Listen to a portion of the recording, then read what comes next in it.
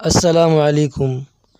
نکاح، طلاق، روزہ اور جنسی مسائل کی معلومات کے لیے ہمارے چینل پوشیدہ مسائل کو سبسکرائب کریں۔ شکریہ۔ تراویح کے وقت نیند کا غلبہ ہو تو کیا حکم ہے؟ سوال: تراویح کے وقت نیند کا غلبہ زیادہ ہو، منہ پر پانی چھڑکنے کے باوجود نیند ستائے تو نماز چھوڑ کر سونے کے لیے گھر جا سکتا ہے یا نہیں؟ جواب: جی ہاں، جا سکتا ہے، اس میں کچھ حرج نہیں۔ نیند کے غلبہ کے وقت نماز پڑھنا مکروہ ہے اور منع ہے۔ نیند پوری ہونے کے بعد بقیہ تراویح کو وقت کے اندر یعنی صبح صادق تک پڑھ لے۔ اور ترجمہ عالمگیری میں ہے کہ اگر نیند کا غلبہ ہے تو جماعت کے ساتھ تراویح پڑھنا مکروہ ہے، بلکہ علیحدہ ہو جائے اور خوب ہوشیار ہو جائے، اس لیے کہ نیند کے ساتھ نماز پڑھنے میں سستی اور غفلت ہوتی ہے اور قرآن میں غور و فکر چھوٹتا ہے۔ مقتدی قاعدہ میں سو جائے تو کیا حکم ہے؟ کسی شخص نے تراویح کی نماز امام کے ساتھ شروع کی، جبکہ امام صاحب نے قاعدہ کیا تو وہ سو گیا۔ اس عرصہ میں امام صاحب نے سلام پھیر کر دوسرا دوگانہ بھی پڑھا اور تشہد کے واسطے قاعدے میں بیٹھے تو اس وقت وہ شخص ہوشیار ہوا۔ اگر اس کو یہ معلوم ہو گیا تو سلام پھیر دے اور دوبارہ نیت باندھ کر امام کے ساتھ تشہد میں شریک ہو جائے، اور جس وقت امام سلام پھیرے تو کھڑا ہو کر 2 رکعتیں جلد پڑھ لے اور سلام پھیر دے، پھر امام کے ساتھ تیسرے دوگانے میں شریک ہو جائے۔ تحریمہ میں مقتدی کی غلطی: بعض مرتبہ مقتدی بھی ایسی غلطی کر بیٹھتے ہیں جس سے ان کی نماز فاسد ہو جاتی ہے۔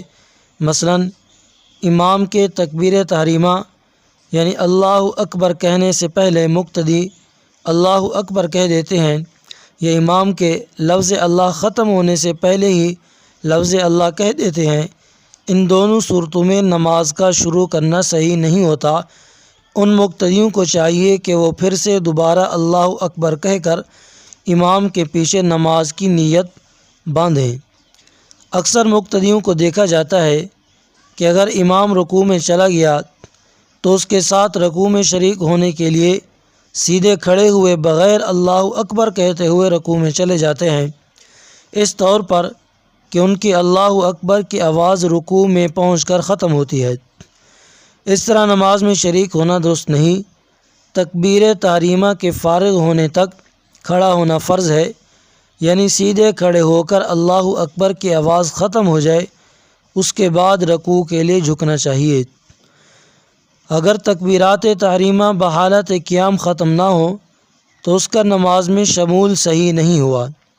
نماز تراویح کی نیت: نماز تراویح کا طریقہ وہی ہے جو دیگر نمازوں کا ہے، اور اس کی نیت اس طریقہ سے ہے کہ میں 2 رکعت نماز تراویح پڑھنے کی نیت کرتا ہوں، جو نبی کریم صلی اللہ علیہ وسلم کی سنت ہے، کہہ کر اللہ اکبر نیت باندھ لے۔ تکبیر تحریمہ کے وقت ہاتھ باندھنے کا طریقہ۔ سوال: تکبیر تحریمہ کے وقت دونوں ہاتھ کانوں تک اٹھا کر باندھیں یا چھوڑ کر پھر باندھیں، صحیح طریقہ کیا ہے؟ جواب: تکبیر تحریمہ کے بعد اور وتر میں قنوت سے پہلے، اسی طرح نماز عید کی پہلی رکعت میں تیسری تکبیر کے ساتھ ہاتھ اٹھا کر باندھ لیے جائیں، ہاتھ چھوڑ کر پھر باندھنا کہیں ثابت نہیں۔ سوال: کیا فرماتے ہیں علماء دین اور مفتیان شرع متین مسئلہ ذیل میں کہ اگر کوئی حافظ رمضان المبارک میں تراویح کی نماز میں تکبیر تحریمہ کے بعد فوراً بغیر ثنا پڑھے سورہ فاتحہ شروع کر دے تو کیا حکم ہے؟ جواب: ثنا نہ پڑھنے کی عادت کرنا تو مذموم حرکت ہوگی، باقی اس سے نماز میں کوئی کراہت نہیں آئے گی، اس لیے کہ قرات ثنا محض مستحب ہے اور ترک مستحب سے ادائیگی صلاۃ میں قباحت نہیں آتی۔ سوال: تراویح کی 20 رکعتوں کے لیے شروع ہی میں 1 مرتبہ نیت کافی ہوگی یا ہر 2 رکعت پر نیت کرنا کافی ہوگا؟ جواب: تراویح کے لیے شروع میں 20 رکعت کی نیت کافی ہے، ہر 2 رکعت پر نیت کرنا شرط نہیں مگر بہتر ہے۔ سوال: تراویح میں 2 رکعت کر کے پڑھیں یا 4 کر کے؟ جواب: تراویح میں 2 رکعت پر سلام پھیرنا بہتر ہے۔ تراویح اگرچہ سنت موقدہ ہے لیکن 4 رکعت ایک سلام سے پڑھنا یہ سنت موقدہ نہیں ہے، برخلاف ظہر کی 4 رکعت سنت کے ان کا ایک سلام سے پڑھنا سنت موقدہ ہے۔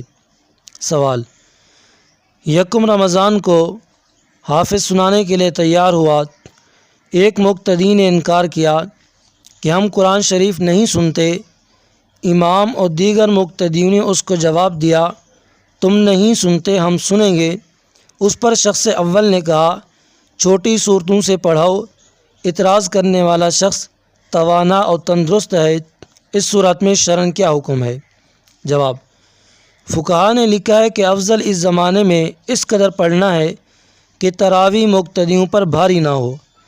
بس شخص مذکور کے قول کو بھی اسی پر معمول کیا جائے گا کہ مقتدیوں کے حال کے مناسب صورتوں سے تراویح کا پڑھنا، نہ یہ کہ قرآن شریف سننے سے انکار ہے، بلکہ مطلب یہ ہے کہ تراویح میں پورا قرآن شریف ختم نہ کرو بلکہ صورتوں سے تراویح پڑھو، اس میں کچھ قباحت نہیں ہے۔